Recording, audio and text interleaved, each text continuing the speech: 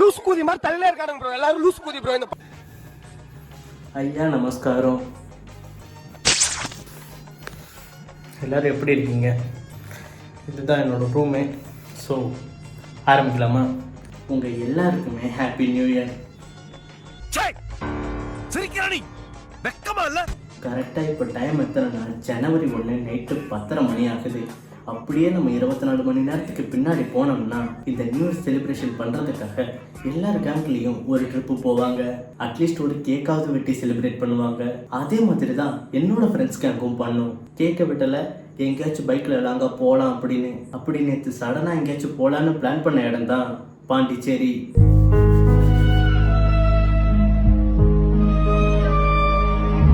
பாண்டிச்சேரின்னு உடனே குடிக்கிறதுக்கு இல்லை, சும்மா பைக்கில் லாங்காக போயிட்டு வரலாம் அப்படின்னு. நான் இதுவரை பாண்டிச்சேரிக்கெலாம் போனது இல்லை அப்படின்னு நானும் ஒரு எக்ஸைட்மெண்ட்டில் சரி போகலாண்டா அப்படின்னு ஒத்துக்கிட்டேன். அதுக்கு எப்போ நியூ இயர் ஆரம்பிக்கிறதுக்கு 1/2 மணி நேரத்துக்கு முன்னாடி பாண்டிச்சேரி போகலாம் அப்படின்னு. பாண்டிச்சேரி ஒன்றும் பக்கத்தில் இல்லைன்றது அப்போ எங்களுக்கு தெரியல.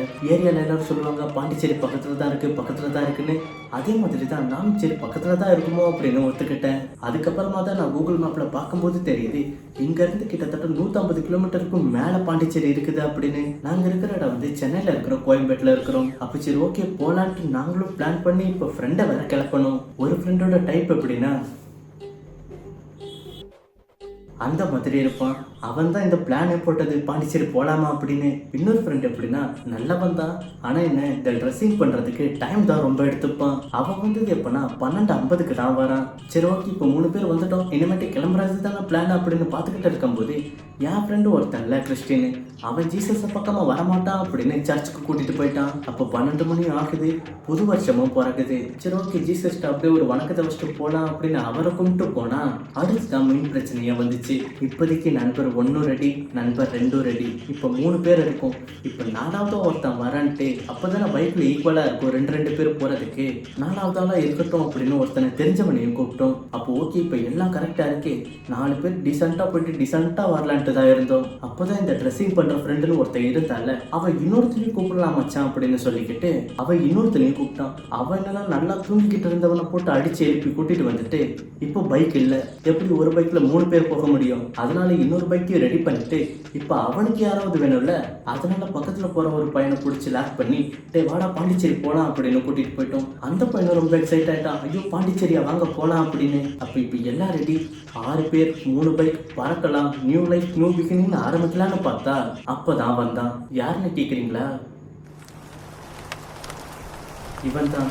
இந்த டிசம்பர் மாதத்தில் ஒரு துளி கூட மழை பெய்யலை, ஆனால் நாங்கள் கிளம்புறோம் அப்படின்னு ஊற்ற ஆரம்பிச்சிட்டான். நாங்களே வருஷத்துக்கு எப்போயாவது தாண்டா இந்த மாதிரி பிளான் போட்டு போவோம், இப்போ ஏன்டா இப்படி பண்ணுறீங்க மாதிரி அடித்து ஊற்றிச்சு. நாங்கள் போட்ட பிளான் கடவுளுக்கே பொறுக்கலை போல, போயிடுவீங்களாடா என்ன மீறி அப்படின்னு ஊற்ற ஆரம்பிச்சிட்டாரு. அப்போ என்ன நடந்தாலும் பரவாயில்ல, இன்னைக்கு நம்ம பாண்டிச்சேரி போகிறோம் அப்படின்னு அந்த 6 பேருமே கிளம்பணும். நாங்கள் இதில் எவ்வளோ தெளிவாக இருந்தோன்னா போலீஸ் எப்படி நம்மளை பிடிப்பாங்க அப்படின்னு தெரிஞ்சுக்கிட்டு ஹைவேஸ் வழியாக போகலாம் அப்படின்னு மதுரவாயில் ரோடு வழியாக போரூர் டோலை கடந்து போகலாம் அப்படின்னு முடிவு பண்ணிட்டு கிளம்பணும். ஆனால் அப்போ எங்களுக்கு தெரியல மேலே இருக்கிறவன் சும்மா விட்டுருவானா அப்படின்னு. அப்போ கரெக்டாக டோலுக்கு ஒரு 1 கிலோமீட்டருக்கு முன்னாடி மழையும் ஹெவியாக பெய்ய ஆரம்பிச்சது. சரி என்னதான் ஆனாலும் போயிடலாம் அப்படின்னு பைக்கை முறுக்கிட்டு போனால் இந்த பாகுபலி படத்தில் பிரபாஸ் அம்பு வரும்போது நெஞ்சை நிமித்திட்டு போவார் பார்த்தீங்களா, அந்த மாதிரி போனால் ஒவ்வொரு மலை துளியும் சுருகுது கைக்குள்ள. ஆத்தி இதுக்கு மேலே போனால் கை தனியாக கலண்டு வந்துடும் அப்படின்னு போரூர் டோலுக்கு முன்னாடி நில்றா அப்படின்னு முன்னாடி போகிற ஃப்ரெண்டு கிட்ட சொன்னோம். அவன் சரிட்டான்னு தலையாட்டிக்கிட்டு அப்போ டோலுக்கு முன்னாடி ஒரு டீ கடையும் வரும், டீ கடையில் தானங்க நிற்கணும், டீ கடையில் நாங்கள் நின்னோம். அப்போ எங்கடா பின்னாடி வந்தவனுங்களை காணோம் அப்படின்னு வெயிட் பண்ணிக்கிட்டு இருந்தோம். ஒருத்தன் டீசெண்டாக வந்துட்டான், இன்னொருத்தன் டியோ வச்சுக்கிட்டு இருந்தவன் அவன் எங்கடா காணோம் அப்படின்னு வெயிட் பண்ணிக்கிட்டு இருக்கும்போது தான் சரி டியோ தானே வச்சிருக்கான் பொறுமையாக வந்துருவான் அப்படின்னு நாங்களும் 1/4 மணி நேரத்துக்கு மேலே வெயிட் பண்ணிட்டோம். ஆளை காணோம். அவ்வளோதான், வேலையை காட்ட ஆரம்பிச்சிட்டாங்க அப்படின்னு எங்களுக்கு புரிய வந்துருச்சு. இப்போ காணாமல் போயிட்டா என்ன, ஃபோன் அடிச்சு பாருங்க, அவன் எங்கே இருக்கான்னு தெரிஞ்சிருவான் அப்படின்னு தானே நீங்கள் சொல்லுவீங்க. எங்கள் 4 பேர் ஃபோனுமே மழையில் நனையுது அப்படின்னு அந்த டியோவோட போட்டுக்குள்ளே வச்சு பூட்டிட்டோம். சரி கூட தானே வருவான், மழையில் நினைச்சு இவனுக்கு எதாவது ஆகிடுச்சுன்னா முடிஞ்சிடும் ஜோலி. அதனால அந்த 4 பேர் நம்பி அந்த பூட்டுக்குள்ளே வச்சோம். அவ்வளோதான் அந்த டியோ புள்ளிங்கெல்லாம் காணும். நாங்களும் பக்கத்தில் இருக்கிறவங்க கிட்டலாம் ஃபோனை வாங்கி அவனுக்கு கால் பண்ணா பையன் எடுக்கவும் இல்லை. அப்போ என்னடா இது வேலையாகாது போலயே, எங்கடா போனான்னு ஒன்றும் தெரியாமல் இருக்கும்போது நாங்களும் சரி ஓகே டோலை தாண்டி போனால் அவங்க வெயிட் பண்ணிக்கிட்டாவது இருப்பாங்க அப்படின்னு அந்த 4 பேரும் கிளம்பணும். நாங்களும் போகிறோம் 20-22 கிலோமீட்டர் ஆகிடுச்சு. அந்த நாய்களை காணும். பத்தாதுன்னு இந்த வருஷத்தோட மொத்த மழையும் கொட்டுன்னு கொட்டுது. அப்போ இப்போ என்னடா பண்ணுறது? லெஃப்ட் எடுத்தா தாம்பரம் குரோம்பேட்டை நம்ம வீட்டுக்கு போயிடலாம். ரைட் எடுத்தா என்ன வரும்? கிளாம்பாக்கம் பஸ் ஸ்டாண்டு செங்கல்பட்டு அப்படியே பாண்டிச்சேரி வழியாக போகலான்ட்டு. இப்போ என்ன பண்ணுறதுன்னு தெரியல. 2 பேரும் வேற காணும். அவங்கள நம்ம தொலைச்சிட்டோமா இல்லை அவனுக்கு நம்மளை தொலைச்சிட்டாங்களான்னு ஒன்றும் புரியலை. அப்போ என்னடா பண்ணுறது? லெஃப்ட் எடுக்கலாமா ரைட் எடுக்கலாமான்னு எடுத்துக்கிட்டு இருக்கும்போது அங்கே இன்னொரு 2 பசங்க வந்தானுங்க. அவனுங்கிட்ட ஃபோனை வாங்கி கால் பண்ணா இந்த வாட்டி தம்பி எடுத்துட்டான். என் ஃப்ரெண்டு பக்கத்தில் நியூ இயர்னு கூட பார்க்காம கிளின்னு கிளிக்கிறான். எங்கடா போனீங்க அப்படின்னு. அப்போ அவன் என்ன சொல்லியிருப்பான்னு நீங்கள் நினைக்கிறீங்க? மச்சான் நாங்கள் கிளாம்பாக்கத்தில் இருக்கோம்டா, நீங்கள் எங்கடா இருக்கீங்கன்னு கேட்குறான். போயிட்டானுங்க இன்னும் 15 கிலோமீட்டர் தள்ளி. நீங்கள் வந்தா என்ன வரலனா என்ன அப்படின்ற மாதிரி. அப்போ ஒன்றும் நம்ம போய் கிளிக்க தேவையில்லை, திருப்பிட்டு வாங்கடா அப்படின்னு அவன் சொல்கிற இடத்துக்கு இப்போ நம்ம போனால் அவனும் வந்து சேர்ந்தான். அவன் வந்து கூலாக கேட்குறான், நம்ம போலாமா மறுபடியும் அப்படின்னு. இங்கே பக்கத்தில் இருக்கிற நண்பர் ஷூலாம் போட்டு அயன் பண்ணி ட்ரெஸ் எடுத்துகிட்டு வந்தான். இப்போ பையனை பார்த்தா ஜீராவில் வந்த குலோப்ஜாம் மாதிரி சொதனை கிடக்குறான். அப்போ மணி என்னென்னு பார்த்தா 2:30 மணிக்கு மேலே ஆகிடுச்சு. அப்போ இன்னும் எத்தனை கிலோமீட்டர் போகணும்னு பார்த்தா 130 கிலோமீட்டர் போகணும்னு காட்டுது. அடே இது சரிப்பட்டு வராது, நம்ம திருப்பூட நம்ம வீட்டுக்கே போகலாம் அப்படின்னு இப்போ தாம்பரம் வழியாக நாங்கள் வீட்டுக்கு போய்கிட்டே இருக்கோம். போகிற வழியில் பசியும் எடுத்துருச்சு. சரி போகிற வழி தானே ஏகப்பட்ட ஹோட்டல் இருக்கும், எங்கேயாவது சாப்பிட்டு போகலாம் அப்படின்னு போய்கிட்டு இருந்தா ஒரு ஹோட்டலும் இல்லை. என்னடா நியூ இயர் அன்னைக்கு ஹோட்டல் கூட இல்லை, மூடி வச்சிருக்கீங்க அப்படின்ற மாதிரி தான் இருந்துச்சு.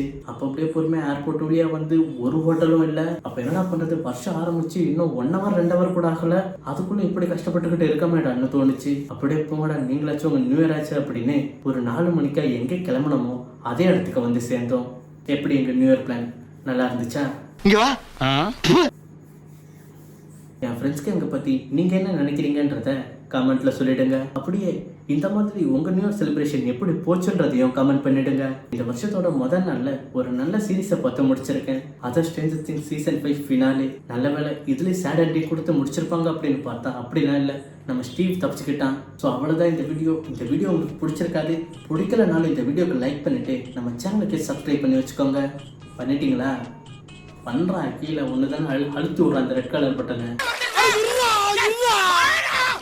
சரி எல்லாத்துக்கும் ஹாப்பி நியூ இயர். நாசமாக போங்க. ரைட்டு நண்பர்களே, அடுத்து ஒரு கேவலமான வீடியோவில் பார்க்குறேன்.